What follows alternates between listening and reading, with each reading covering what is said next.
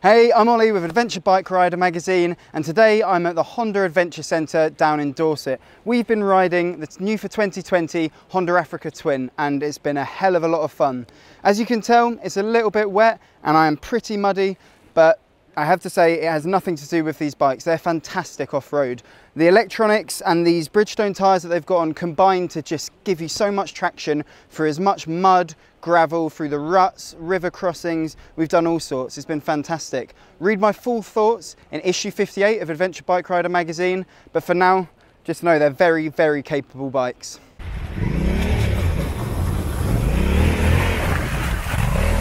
After riding the bike for a few weeks on the road, it was going to be interesting to see just what it was capable of when pushed in the dirt, particularly since I'm a self-confessed off-road novice. First up at the Honda Adventure Centre was a brief familiarisation with the bike, including how all those new electronics would play a part in keeping me upright. There are 4 preset rider modes to choose from, including an off-road mode, but we'd be sticking the bike into one of the 2 fully customisable user modes in order to make the best use of the adjustable traction control, power settings and wheelie control. With us familiar with the bike, it was time to set off on a collection of standard Africa Twins and the Adventure Sports models. After a short road ride, we were out onto the trails. The first thing you notice is that standing position. For my 6-foot frame, it felt incredibly natural. I wasn't leaning forward too far, and my weight was kept off my arms, which was hugely confidence inspiring. It was then time for a few exercises designed to strengthen our trust in these bikes. First up was manoeuvring it using clutch control over a series of obstacles while walking alongside the bike, before we played around with the traction and wheelie control to get used to the feeling of that rear wheel losing grip on loose gravel and then catching the grip again.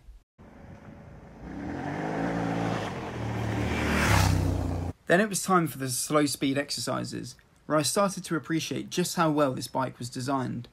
Sure, the standard Africa Twin weighs 226 kilograms wet, but this weight seems to disappear once the wheels get rolling, something I took for granted on the blacktop, but was ever grateful for when off-road. This low-speed balance and poise, combined with that standing position, make doing figures of 8s and U-turns a piece of cake, and soon you're ready to tackle some harder riding. This came in the form of a short loop consisting of some muddy rutted trails, some log steps, and water-filled ditches. Once again the Honda filled me with confidence. That big 21-inch front wheel and the Bridgestone AX41 tyres eat up anything in their path. With everyone in the group now comfortable and confident on their bikes, it was time for the first larger off-road course, involving a sketchy river crossing, followed by a hill climb that got muddier and slippier with each lap, as well as some boggy tracks and our first taste of deep ruts.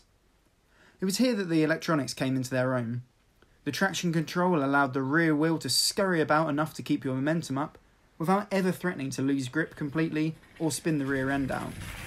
And it wasn't long before I was managing the whole loop without a single dabbed foot, something I was pretty proud of and wouldn't have put money on when we started the day. Next up after lunch was an even gnarlier loop, and I was going to be tackling it on the Africa Twin Adventure Sports, the bigger of the models in Honda's lineup and the bike I've actually been riding over the past month. There was one difference though. The bike I was riding was equipped with Honda's DCT, dual clutch transmission. While initially hesitant, after all, I'd never used a DCT bike before, I began to see exactly why so many riders sing the praises of Honda's technical innovation.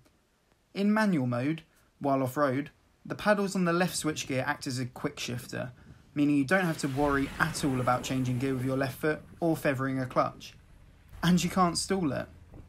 It wasn't long before I was throwing the bike around with the utmost confidence, the back end sliding around beneath me while I just focused on shifting my weight on the foot pegs. Sadly, it all came to an end far too quickly, but it was a brilliant day out. The team at the Adventure Centre were knowledgeable and passionate about sharing their expertise, while the bikes we were on were ideal for the task. After all, Honda have always said that the concept of the Africa Twin is to go anywhere, and after a day riding one off-road, I think they've really nailed the brief there. In the Honda Africa Twin, we have a supremely capable adventure bike, and one that I can't wait to put a lot more miles on.